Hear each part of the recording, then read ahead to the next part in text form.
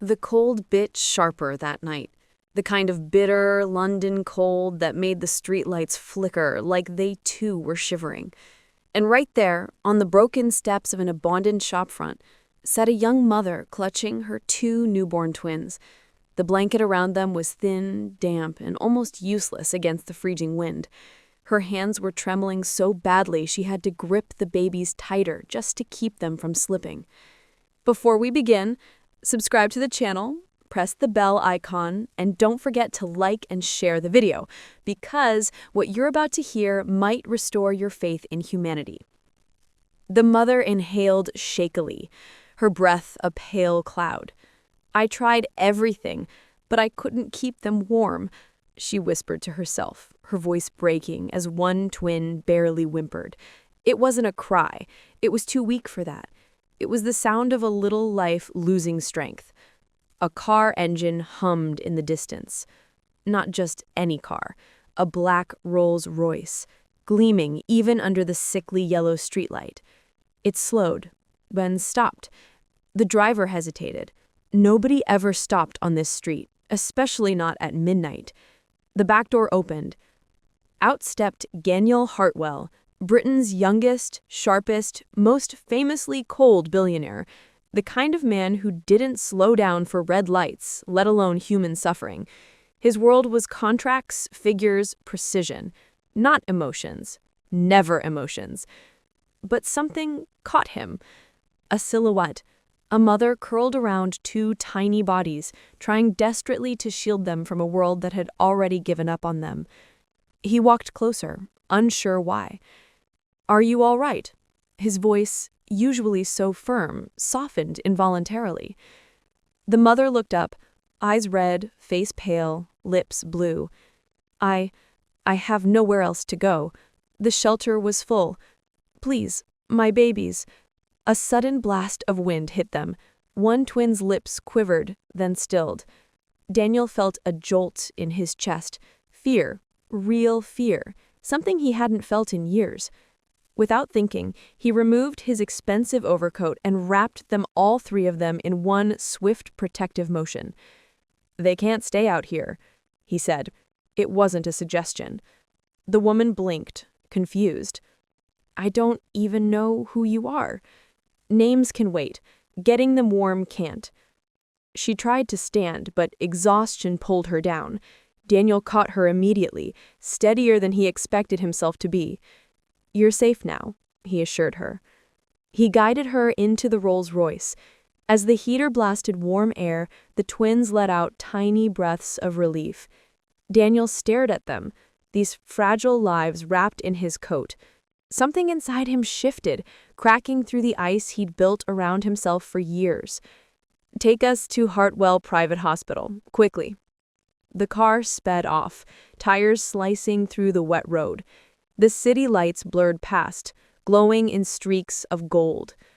But just when Daniel thought things might finally be under control, Oliver's tiny body jerked again, sharp, weak, terrifying. His chest tightened, and suddenly, he stopped breathing. Just stillness. A silence that didn't belong inside a warm car. A silence that made Emily's heart collapse. "No, no, please not now," she whispered, pressing him desperately to her chest. Her voice wasn't just fear, it was the voice of someone who had already lost far too much and couldn't survive losing one more thing. Harry whimpered softly beside his brother, sensing the panic. Daniel leaned forward instantly, every part of him alert. "Driver, faster, now." The Rolls-Royce surged down the icy road. Emily cradled Oliver's head, tears streaming.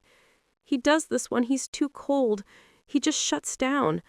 I tried to keep them warm since yesterday. I walked the whole night. No one stopped. Everyone looked away."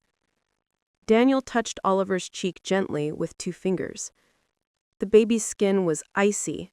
Not cold, icy.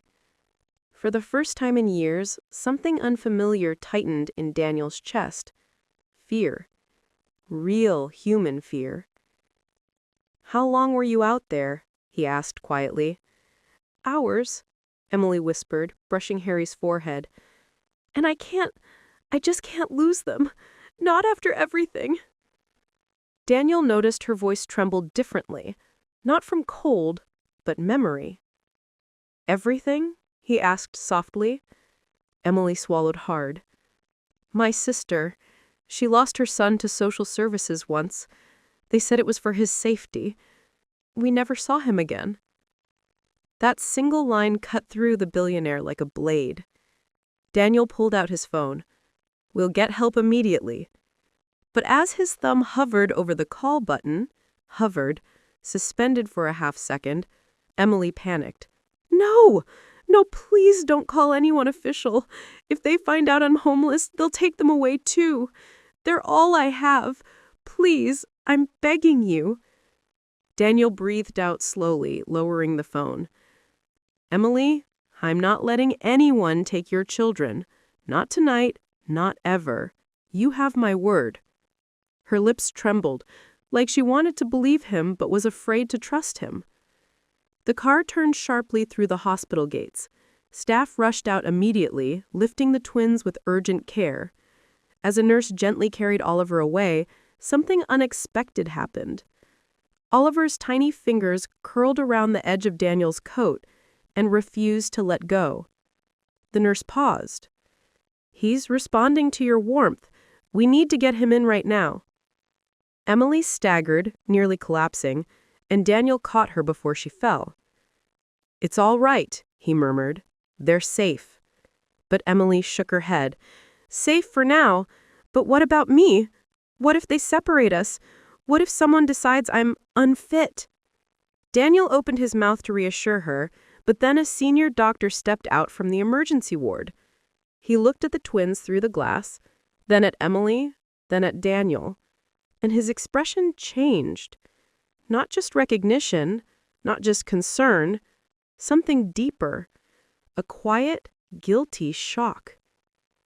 Mr. Hartwell, the doctor said, lowering his voice to a more private tone, I believe you should hear this in confidence. Daniel frowned. Hear what? The doctor hesitated, the kind of hesitation that meant this wasn't routine at all. Emily tightened her grip around Daniel's arm, her fear rising again. What's going on? Please tell me they'll be all right. The doctor glanced toward the emergency room where the twins lay under warm lights. Your babies are stable, but that's not the only matter. He looked directly at Daniel. There's something about these twins, something that connects them to you far more closely than you expect. Daniel froze. Emily's eyes widened in confusion. Daniel stared at the doctor, his expression tightening. What do you mean they're connected to me? He asked, voice low but firm. Emily's breath caught. She stepped closer, arms trembling with cold and fear. Please, don't say something that will take them away from me, she whispered, almost choking on the words. The doctor raised both hands gently. No one is taking anyone away, but Mr. Hartwell, I need you to come with me, both of you. He led them down a quiet corridor, the soft beeping of medical equipment echoing in the background. Every few steps, Daniel glanced through the glass panels where Oliver and Harry were being warmed under soft lights. Their tiny chests moved with fragile determination. Inside a small consultation room, the doctor finally spoke. Earlier, when the twins were brought in, we ran emergency tests. Their core temperature was dangerously low, but during routine blood analysis, he paused, searching Daniel's face carefully. Something unusual appeared. Daniel folded his arms. Unusual in what way? The doctor hesitated again, a hesitation that had become too familiar. Both boys have a rare genetic marker, a very specific one we only see in biological relatives. Emily froze. Daniel's eyes narrowed sharply. You're saying, I'm saying, the doctor interrupted softly, that these twins are related to you by blood, Mr. Hartwell. The room fell silent, the heavy, suffocating kind of silence that bends the world for a moment. Emily stepped back, as if struck. "That's impossible," she whispered. "I've never met him before tonight." Daniel didn't speak. His face was unreadable, but something behind his eyes shifted. Confusion, disbelief, something deeper. The doctor continued carefully. "I'm not saying you're their father, but the genetic link is undeniable. They share the same markers you do, the Hartwell markers, extremely rare."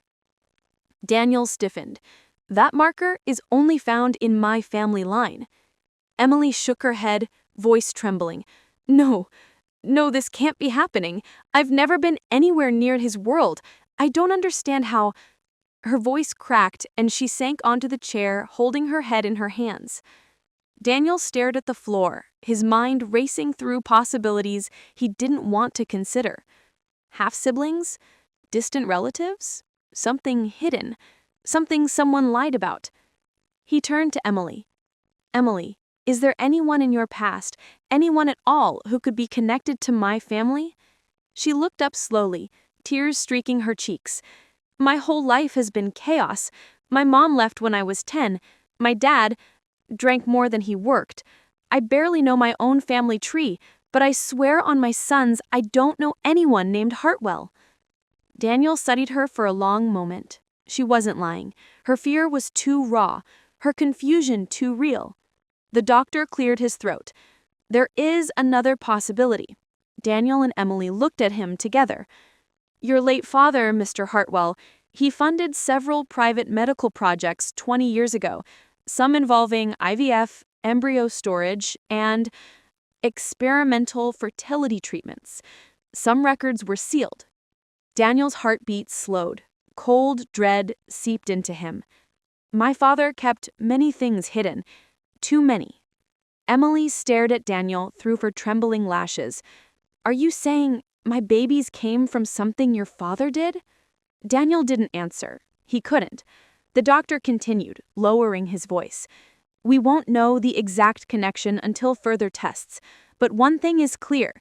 These children are part of the Hartwell bloodline, and if the press finds out—" He exhaled sharply. "It will be a storm." Emily covered her mouth, horrified. "I don't want any storm. I just want them safe. That's all I ever wanted." Daniel stepped closer to her, his voice unexpectedly gentle. "You're not facing this alone, Emily. Not anymore." She blinked at him through her tears. "Why would you help me? You don't owe me anything." Daniel looked towards the window where the twins lay, tiny but fighting. "Because whether I like it or not, those boys are connected to my blood, and that means I'm responsible for them and for you." Emily felt her breath caught as she looked at him, a billionaire she'd never met before tonight, now standing between her children and a world too big and too cruel. The doctor spoke again quietly. "There's something else you should know." Daniel turned sharply. "What now?" The doctor swallowed. "The twins showed signs of long-term malnourishment, not from neglect, but from struggle. Surviving the cold has damaged Oliver's lungs. He'll need a specialized treatment, one that's extremely expensive." Emily's whispered, voice trembling. "Please, don't tell me I'm going to lose him." The doctor's silence answered that more painfully than words. Daniel stepped forward, his decision instant and unshakable. "No," he said. "You won't lose him. I'll pay for everything." Emily shook her head. "I can't let you—" "This isn't charity," Daniel cut in, softly. "This is responsibility." And then, after a pause that felt like the start of something irreversible, he added, "And until we know the truth, you and the twins stay under my protection." Emily stared at him, shocked, afraid, relieved, all at once. And as she tried to find her voice, the hospital lights flickered from a sudden winter surge. Down the corridor, a nurse came running. "Mr. Hartwell, Emily, you need to come quickly." They both turned sharply. "It's Oliver," the nurse said, breathless. "Something's happening." Daniel and Emily hurried after her, their footsteps pounding against the cold hospital floor. Emily's breathing grew shallow, panic tightening around her chest like invisible ropes. They reached the neonatal room. Inside, Oliver's incubator was surrounded by nurses. The soft beeping of the monitors had changed, no longer steady, no longer reassuring. Each alarm felt like a punch to Emily's heart. She pressed her hand against the glass. "What's wrong? Please, someone tell me what's happening." The doctor stepped back from the incubator just enough to speak. "Oliver's lungs have collapsed further. His body is too cold, too weak. We're giving him oxygen, but he's slipping." Emily's knees buckled. Daniel grabbed her arm before she hit the floor. The doctor continued gently. "He needs to be moved to intensive care immediately. We're stabilizing him, but there's another issue." Emily shook her head violently. "No, no more issues, please." The doctor exhaled slowly. "In the tests we ran earlier, we found something else. The genetic marker we discussed. Because of it, Oliver's blood isn't behaving typically. He needs a very specific transfusion, one from a donor with the same extremely rare marker." Daniel went utterly still. "You mean?" His voice was steady, but cold as stone. "Yes," the doctor said softly. "It's highly probable you're the only match, Mr. Hartwell." Emily turns to him, eyes wide with desperation. Would you really do that for him?" Daniel didn't hesitate. "If he needs my blood, he gets it." There was no doubt, no pause, no fear. The doctor nodded respectfully. "Then we need to move quickly. We'll run a compatibility test immediately." Emily pressed her forehead against the glass, whispering to her son, "Oliver, darling, stay with me. Please stay with me." Daniel watched her, a mother begging the universe for mercy, and something deep inside him cracked. This wasn't just responsibility anymore. This was connection, real, human, undeniable. A nurse approached him with a tray. "We need a blood sample, Mr. Hartwell." Daniel rolled up his sleeve without a word. The needles slid into his skin, warm blood filling the tube. Emily looked at him, teary-eyed. "You don't even know us, yet you're doing this." Daniel met his gaze.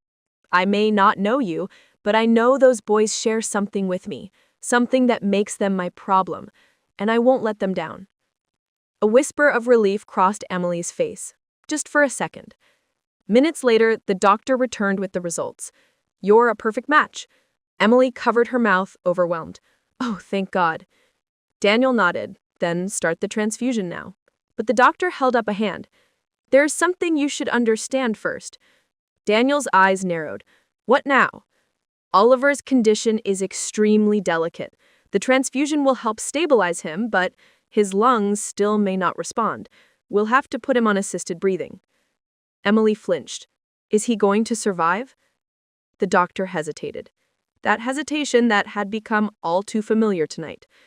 "We're doing everything we can, but Oliver, he's fighting a very steep battle." Emily's breath shuddered. "Can I hold him, please, just once?" The doctor softened. "You can't hold him yet, but you can touch him." They guided her to the incubator. Emily slipped her trembling hand inside the small glove opening, her fingertip brushing Oliver's tiny hand. He didn't move, not even a twitch. Her drop dropped onto the plastic surface. "Sweetheart, Mummy's here. Don't leave me. Please don't leave me." Daniel watched her, jaw clenched, every muscle in his body tight. He had negotiated billion-pound deals without blinking, but watching this young mother plead with her dying child felt more unbearable than anything he'd ever known. The doctor nodded to Daniel. "It's time." The transfusion began. Tube by tube, drop by drop, Daniel Hartwell's blood flowed into Oliver's fragile body. Emily looked at Daniel through tears. "You're giving him a chance to live, a real chance." Daniel swallowed. "He deserves one." Half an hour passed, slow, torturous. Then, suddenly, beep, a change, a flicker on the monitor. Oliver's oxygen level lifted, by just a fraction, but enough to send a shockwave through the room. The doctor leaned in. "He's responding, just slightly, but it's a good sign." Emily burst into tears, her sobs quiet but powerful. "Thank you, thank you." Daniel exhaled deeply, tension leaving him in a slow, heavy breath. But just as relief began to settle in, The doctor's phone buzzed. He glanced at the screen, and his expression changed instantly. Worry, dread, urgency. He turned to Daniel. Mr. Hartwell, we have a new problem." Daniel's shoulders tensed. "What now?" "There's a man downstairs in the lobby. He's asking for Emily and the twins, claiming he's family." Emily's eyes widened in horror. "No, it can't be him." Daniel stepped forward sharply. "Who is he, Emily?" Her voice cracked, barely a whisper. "It's someone I ran from. Someone dangerous." The doctor swallowed. "He's demanding to take the twins." Daniel's face darkened. "I'd like to see him." Daniel's voice was calm, but the atmosphere around him shifted, like the air itself braced for something dangerous. Emily clutched the railing beside Oliver's room, her voice breaking in a whisper. "Daniel, please, be careful." He turned to her, his eyes steady. "I will. He's not getting anywhere near you or the twins." Before she could respond, the nurse guided Daniel down the corridor towards the lift. Emily stood trembling, watching him disappear behind the closing doors. As the lift descended, Daniel's thoughts raced, not with fear, but with a cold, calculated readiness. He'd dealt with negotiators, saboteurs, fraudsters, even boardroom predators. But this was different. This was personal. Too personal. And he had no intention of letting a threat linger anywhere near Emily or the children. The lift doors slid open to a burst of noise. A man was standing at the reception counter, shouting at security. His voice was rough, overheated, and filled with rage that had nowhere productive to go. "I said, get her down here. She's got my kids, and I have a right to see them." Security held their line, shoulders squared. Daniel stepped forward. "Callum?" Callum spun around. He looked nothing like a responsible father, eyes bloodshot, jaw unshaven, clothes creased and smelling faintly of stale cigarettes. But his stare, it was sharp, wild, and full of something dangerous.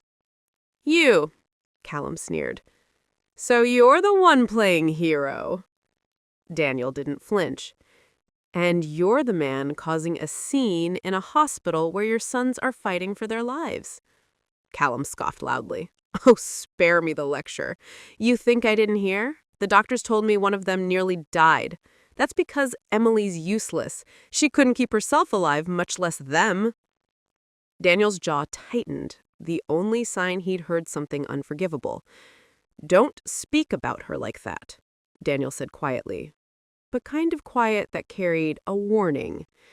Callum laughed harshly. "What, you her knight in shining armor now? You think money makes you a dad?"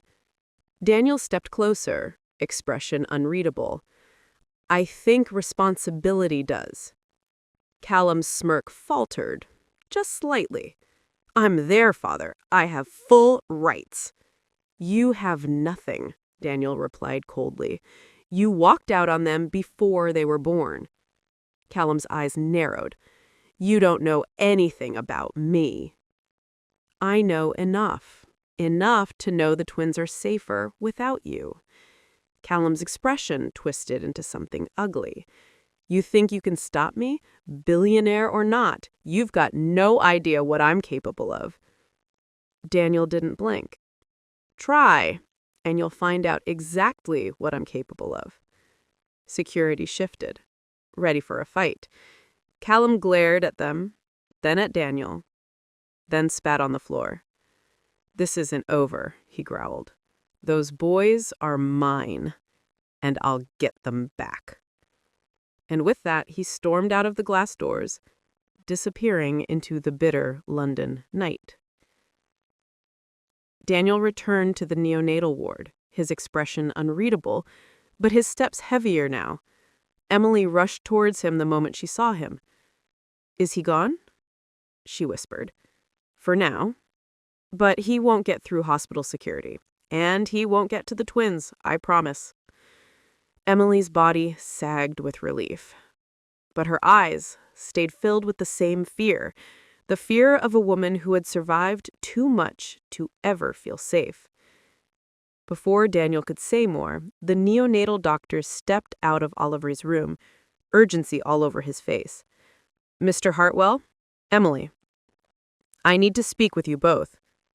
Emily's breath caught. "Is Oliver worse?"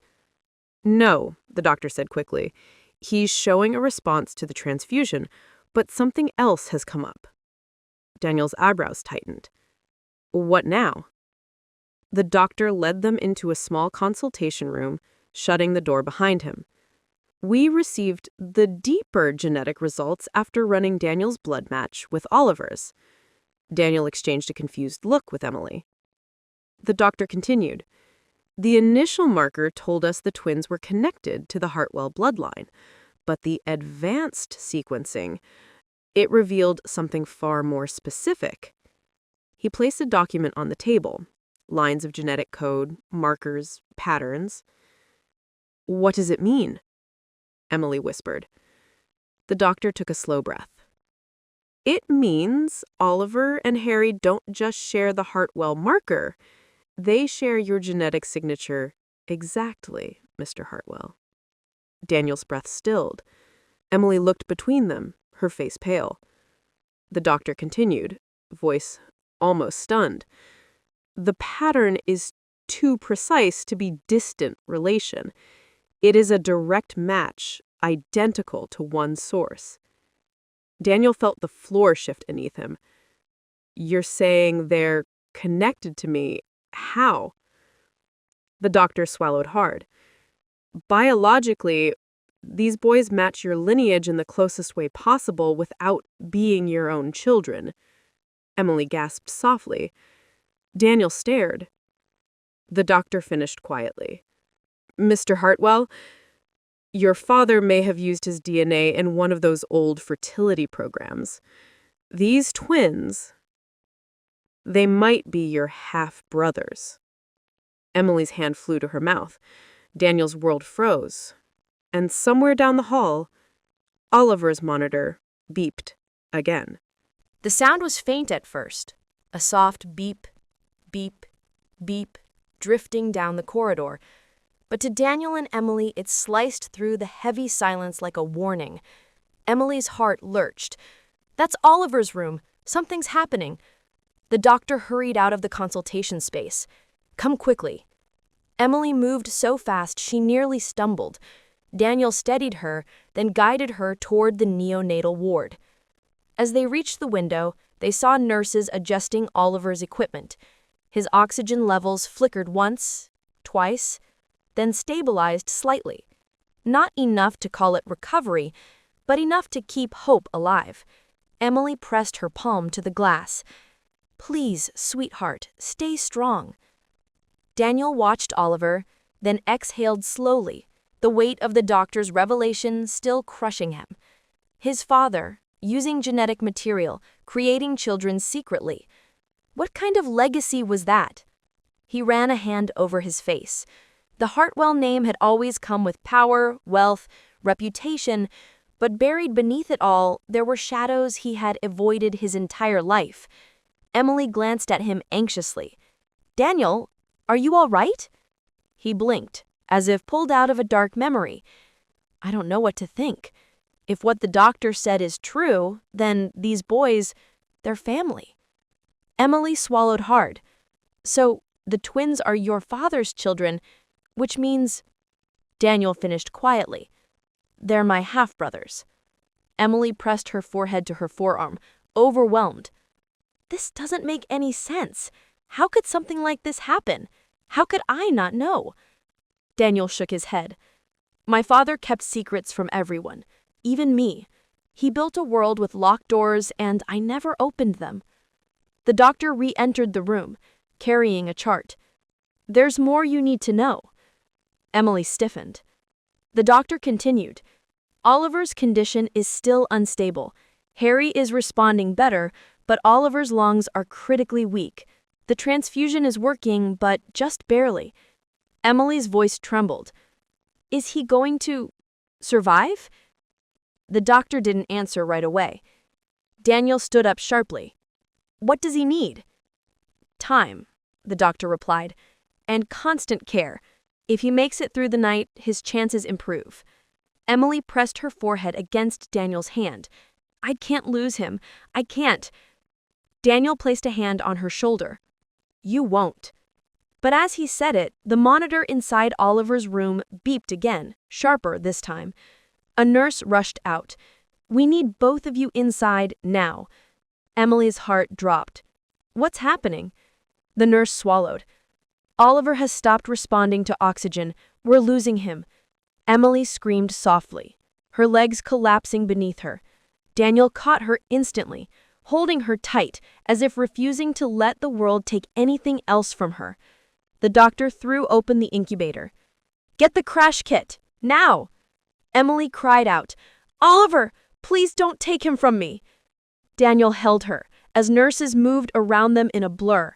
Hands, wires, lights, alarms. Then, one monitor flatlined.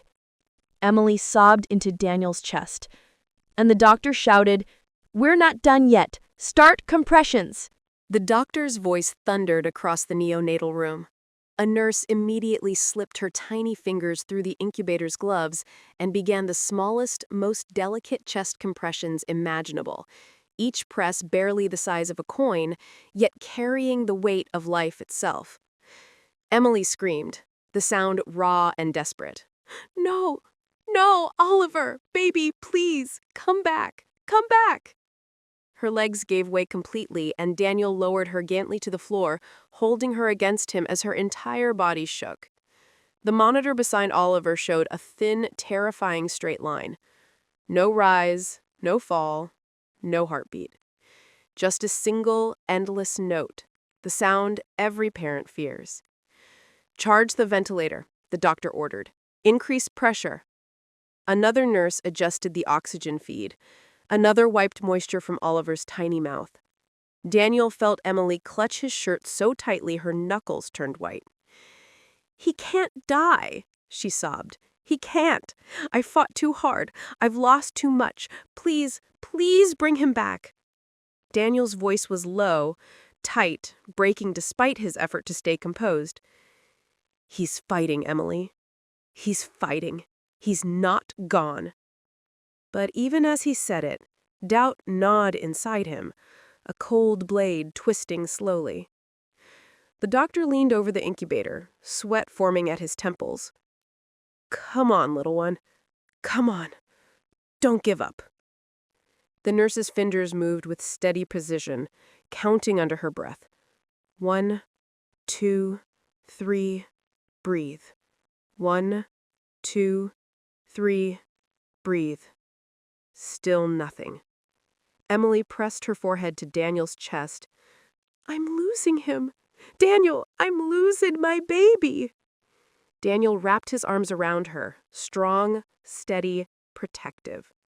"You're not losing him," he said firmly. "He's a Hartwell. He's yours, and he's not done yet."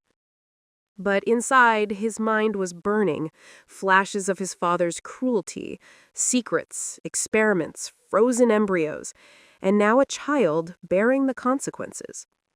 "This is not how it ends," he muttered under his breath. "Doctor, he's still flat," the nurse said, her voice barely a whisper. The doctor swallowed hard. "We continue. Don't stop compressions. Increase airflow by 2 units. A sudden wave of cold washed through the room, the air conditioning reacting to the winter surge outside, creating a chilling stillness. Emily felt it like a bad omen. Her voice cracked. "Please, somebody talk to him. Tell him not to go. He needs us. He needs—" Daniel stepped forward before she could finish. He moved right to the incubator, placing his hand on the plastic cover, steady, strong, resolute. "Oliver," he whispered, voice trembling for the first time since Emily met him. "You hold on. You hear me? You are not leaving her, or Harry, or anyone." The room stilled.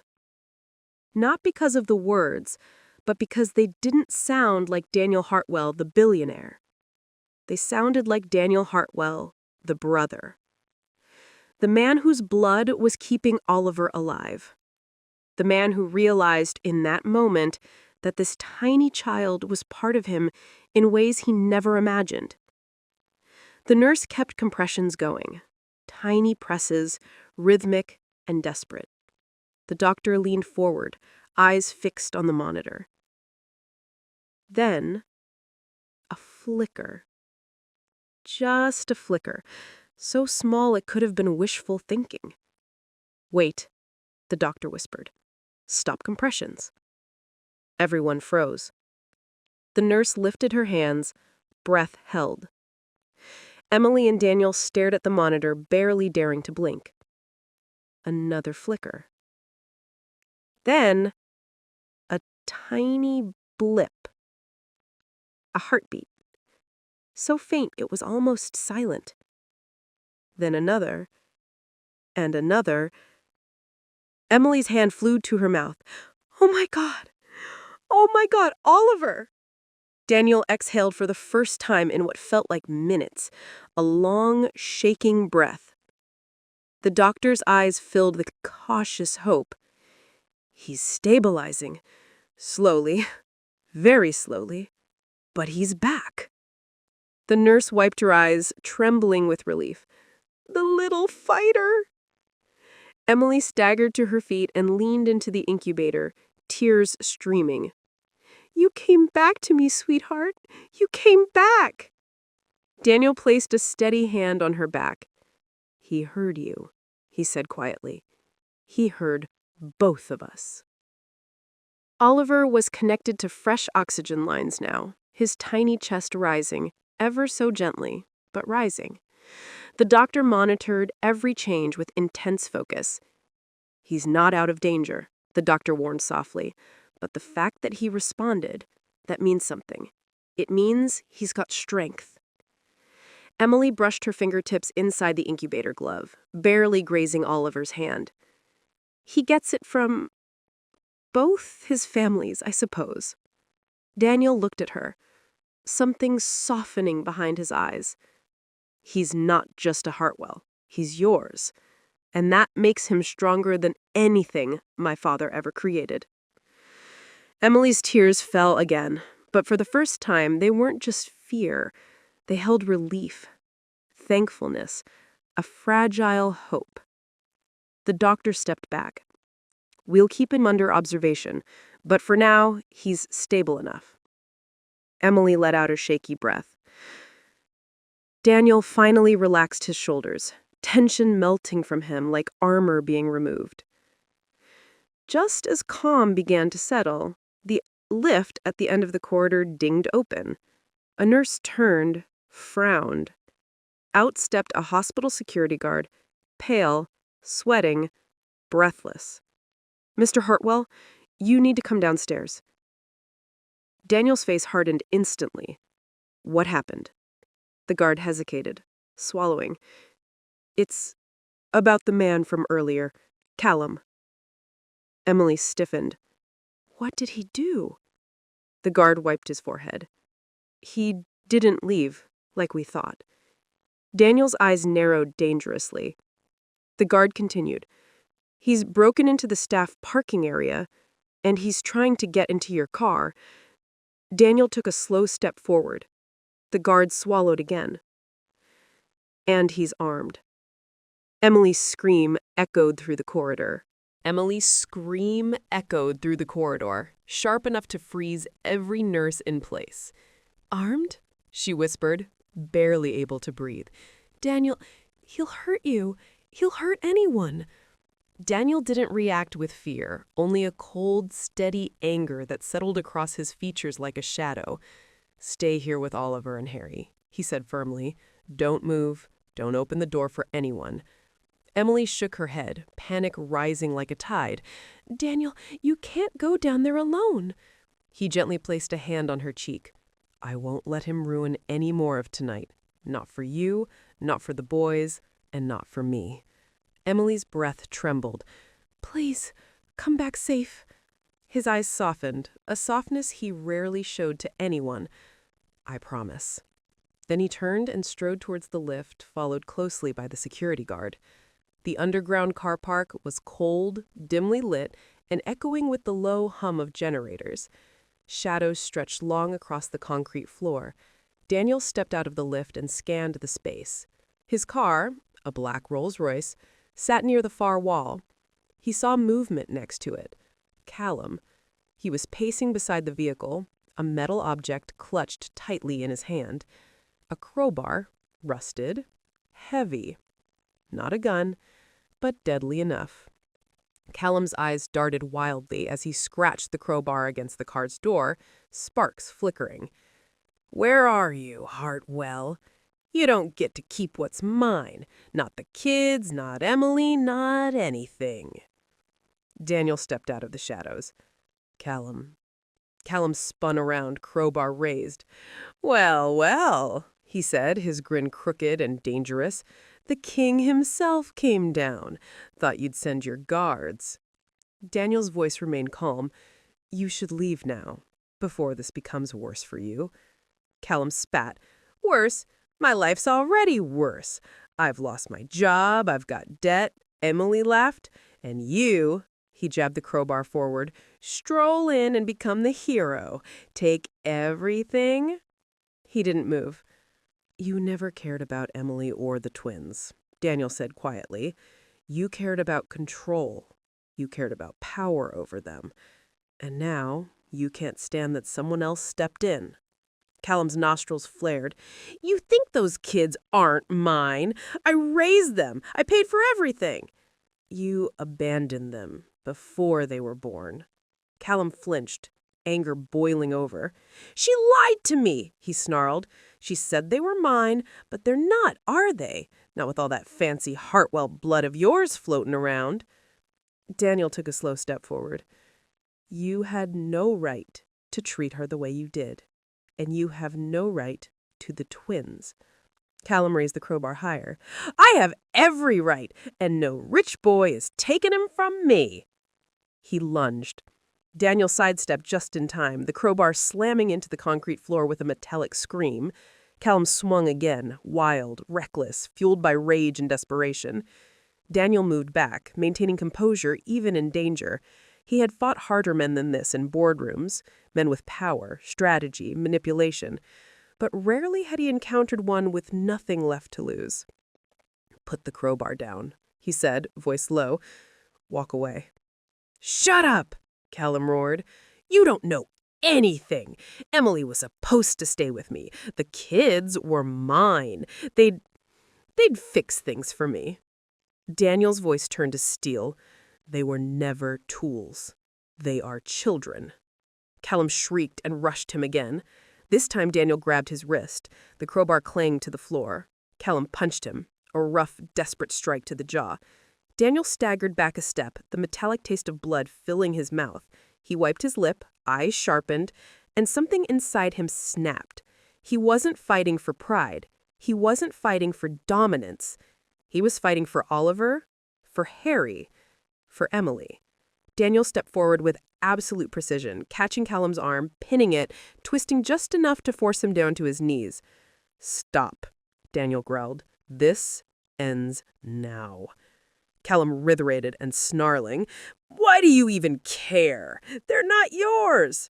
Daniel leaned in, his voice cold enough to freeze bone. "They are family." Callum's eyes widened, confusion sparking behind the anger. What are you talking about?" Daniel didn't answer. Security guards rushed down the ramp, alerted by the noise. Callum tried to break free. Daniel tightened his grip. "You're done," he said quietly.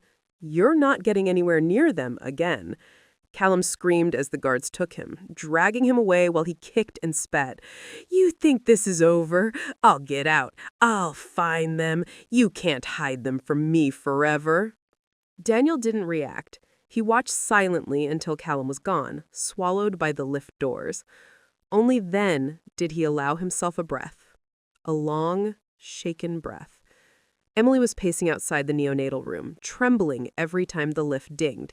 When she finally saw Daniel appear at the end of the corridor, she rushed towards him. "Daniel," she broke, "are you hurt? Did something happen?" Daniel shook his head gently. "It's over.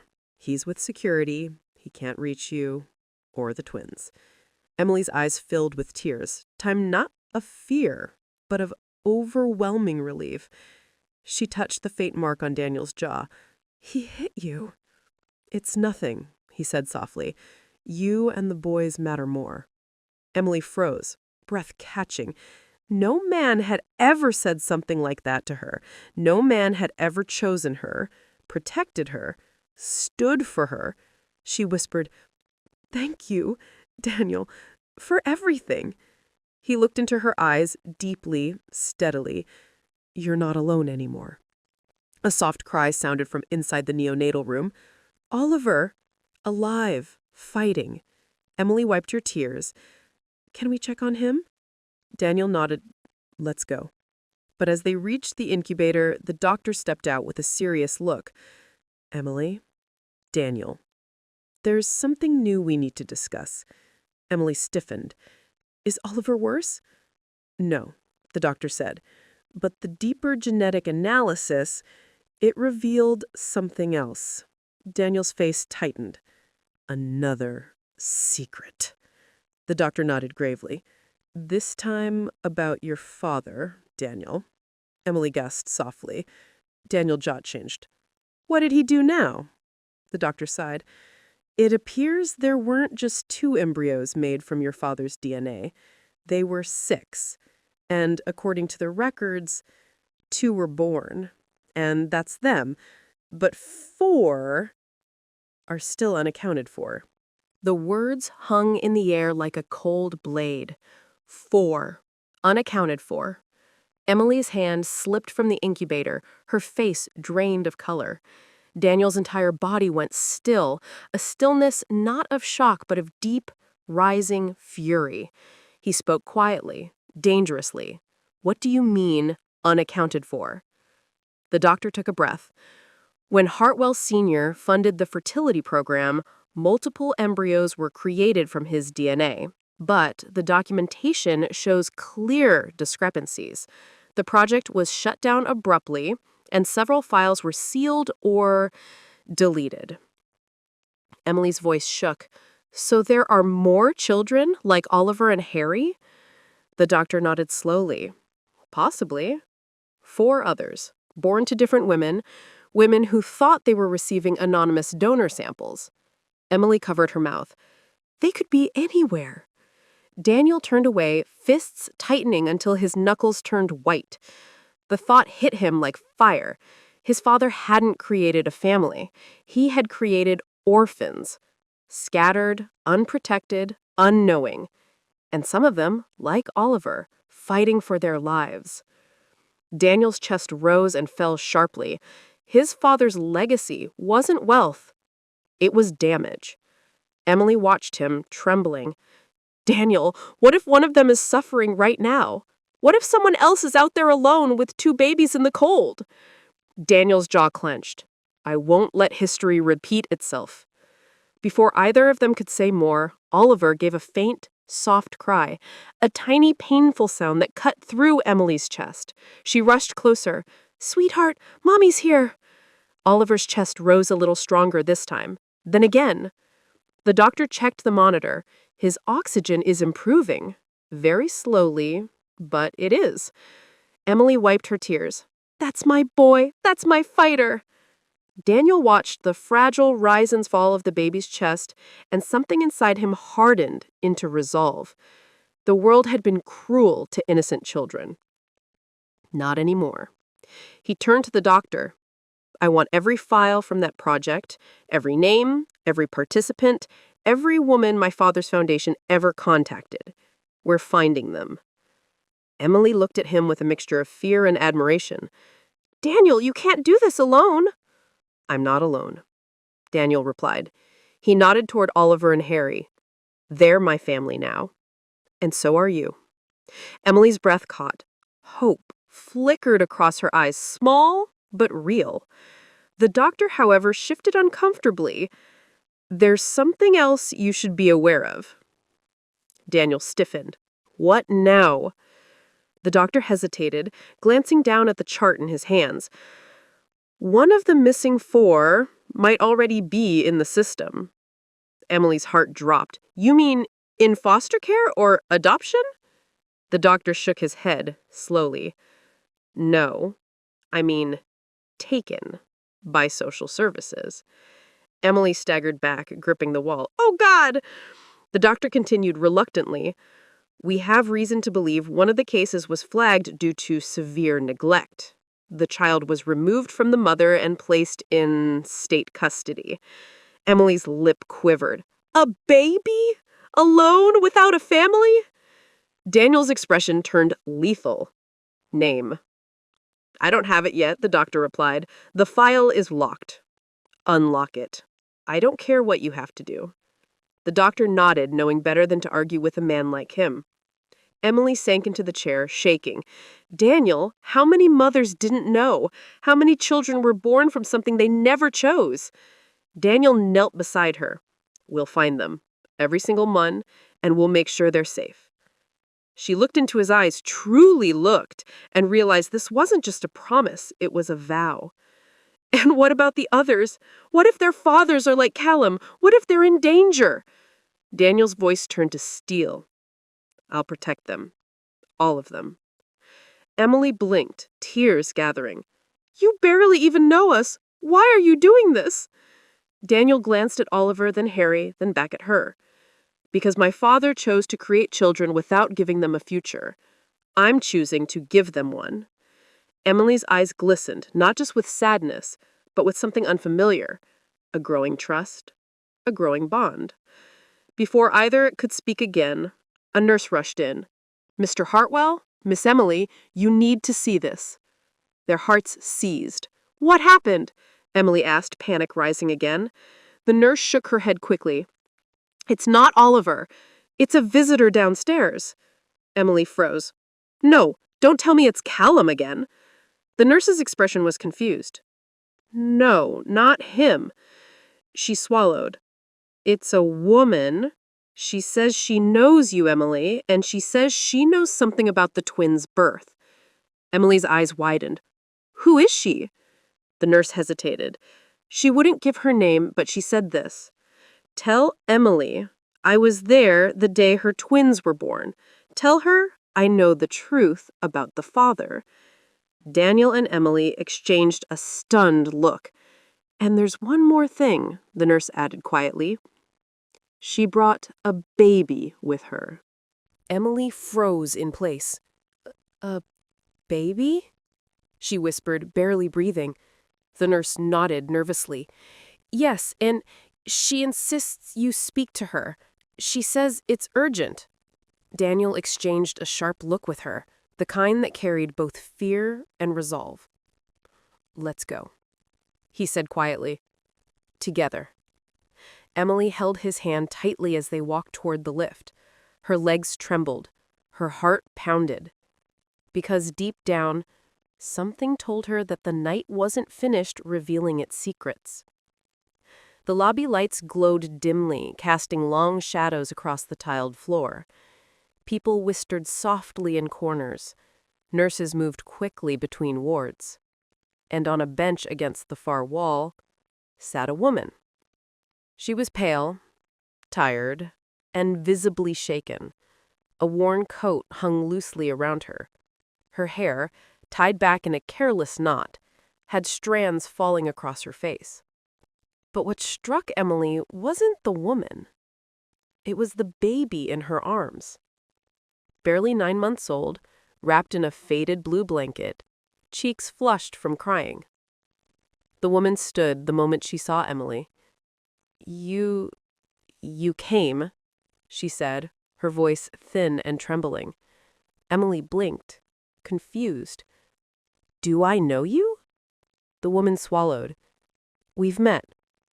Once. The night you gave birth. Emily's breath hitched. You were there? The woman nodded slowly. Yes, I was the nurse on duty. I helped deliver your twins. Emily stared, stunned. But why are you here now? After all this time? The woman looked at the baby in her arms, then back at Emily. Because what happened that night wasn't as simple as it seemed. Daniel stepped forward, protective as ever. What are you trying to tell us? The woman tightened her hold on the baby. I worked for the Hartwell Fertility Project. I saw things I shouldn't have. Records, files, embryos being moved between clinics, women being told half-truths, including Emily. Emily felt a cold shiver crawl across her skin. The woman continued, voice cracking. This child, the one I'm holding, he is one of the missing 4. Emily gasped. Daniel's jaw clenched like steel. The woman nodded slowly. Yes, he was born 8 months ago to a young mother, one of the women from the project. She died in childbirth. And when I realized who the baby really was, I couldn't let him lose him in the system. Not another Hartwell child. Emily stared at the child, small, fragile, innocent, and tears filled her eyes. What's his name? She whispered. The woman trembled. Jacob. The name alone seemed to carry a weight of sadness and hope intertwined. Emily took a small, hesitant step forward. May I hold him? The woman nodded. Emily carefully lifted Jacob into her arms. The baby blinked up at her, big, searching eyes that resembled Oliver and Harry's in a way that made her chest ache. Jacob reached out with tiny fingers and touched Emily's chin. A soft, broken sound escaped her lips. Oh, sweetheart, you're one of them. You're family. Daniel moved closer, his voice deep and steady. He looks like them, he murmured. The woman wiped her tears. He's part of the same project your father's doing, Mr. Hartwell. And if I hadn't kept him hidden, he'd be lost by now. Not another Hartwell child. Daniel looked at Jacob, really looked, and everything inside him shifted. Responsibility, pain, resolve, purpose. He won't be lost, he said quietly. Not anymore. The woman handed Daniel a folded envelope. These are the records, everything I could save. Names of the women, dates, procedures. 4 children born. 2 you already know. She nodded towards Emily. 1 in my arms, and the last one I couldn't trace. Emily's breath shook. There's still 1 more? Yes, she whispered. Somewhere out there. Alone. Daniel took a deep breath, one that felt like it held the weight of the world. Then I'll find them, he said. All of them. Emily held Jacob closer, tears spilling freely. You're building a family you didn't even know existed. Daniel looked at her, at the twins' incubators down the hall, at Jacob, at Emily herself. Maybe, he said softly, it's the family I was always meant to protect. Jacob curled into Emily's chest, finally soothed. Emily kissed the top of his head, whispering, You're safe now. All of you are safe. The woman stepped back, relief softening her tired face. I can go now. I did what I came to do. Daniel shook his head gently. You're not leaving alone. We'll make sure you're safe too. The woman's eyes widened at the unexpected kindness. Emily looked up at Daniel. So, what happens now? Daniel glanced at Oliver and Harry's ward, at Jacob, at Emily. We go forward. We make sure the past never harms them again. And we find the last missing child. Emily reached for his hand. And we do it together. For the first time that night, the future didn't feel frightening. It felt possible, hopeful, new. Your heart knows the journey isn't over. It's just beginning. If you want more emotional stories like this, don't forget to subscribe to the channel, press the bell icon, and like and share the video.